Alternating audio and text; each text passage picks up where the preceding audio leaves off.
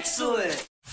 2017 has seemed like such an amazing year for PC hardware. The 1080 Ti launched, AMD returned to relevance with the Ryzen launch, and then the follow-up surprise launch of Threadripper.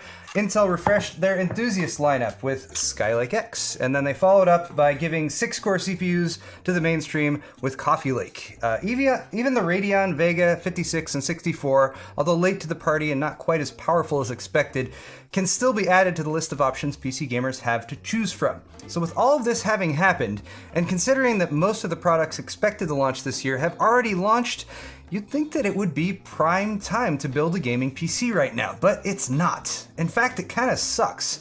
Here are 4 reasons why.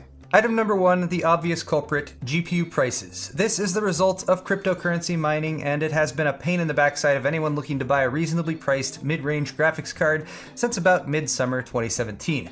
The rise of alternative cryptocurrencies, such as Ethereum, that are resistant to ASIC-based mining has brought GPU mining back into popularity, with cards based on AMD's Polaris architecture like the RX 480 and 580 in particular demand due to their efficiency and flexibility. NVIDIA's cards suffered price jumps as well, but thankfully they've settled down a bit, which you can't say for any of AMD's cards that are priced above $100.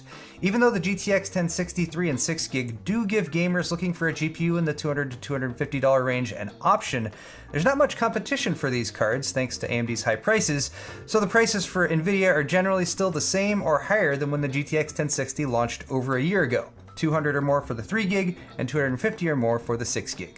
Next up, have you seen memory prices lately? If budget builders weren't set back enough by the GPU situation, consider that the average price for a simple 16GB 4x4GB DDR4 2400 memory kit has more than doubled in price since early 2016, according to PC Part Picker, going from less than $90 to over $180. And while that's one of the more extreme examples, 50 to 100% price increases over the past year is pretty much the norm for DDR4 and DDR3 memory.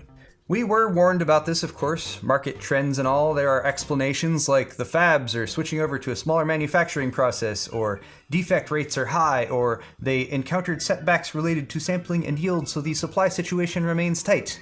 Or Apple just bought it all, like all the memory, Apple just bought it. Or maybe they just wanted to squeeze the supply to up the price in order to earn record profits for themselves this year, but I don't know where we'd find any evidence of that. Now third up, you may have spotted Intel's recent Coffee Lake CPU launch, and you might have been excited because clearly here is some evidence of AMD's new competition from Ryzen paying out. Mainstream 6-core Intel CPUs and an unlocked quad-core i3. Not bad from Team Blue, but right now there are some definite limitations to this platform, and motherboard selection is chief among them. There are only Z370 motherboards available for this platform until 2018. There are some budget Z370 options in the $120 to $140 range, but that's still pretty expensive considering that AMD has competitive B350 motherboards for their Ryzen CPUs for $70 and $80 each that can even do some overclocking. Speaking of budget, a Z370 motherboard with a chipset that costs more in order to unlock overclocking for unlocked chips makes a bit less sense with their new locked CPUs like an i3-8100 or i5-8400, but Z370 is your only choice for a motherboard right now. I'm hoping Intel considers a lower priced chipset that still has some overclocking options unlocked, maybe call it Z350. Now lastly, if I had to choose the most impactful PC technology that's become widely available in the past 10 years or so, I would have to go with SSDs. But my second choice would be variable refresh rate monitors. Don't worry, it was a Vertex 2.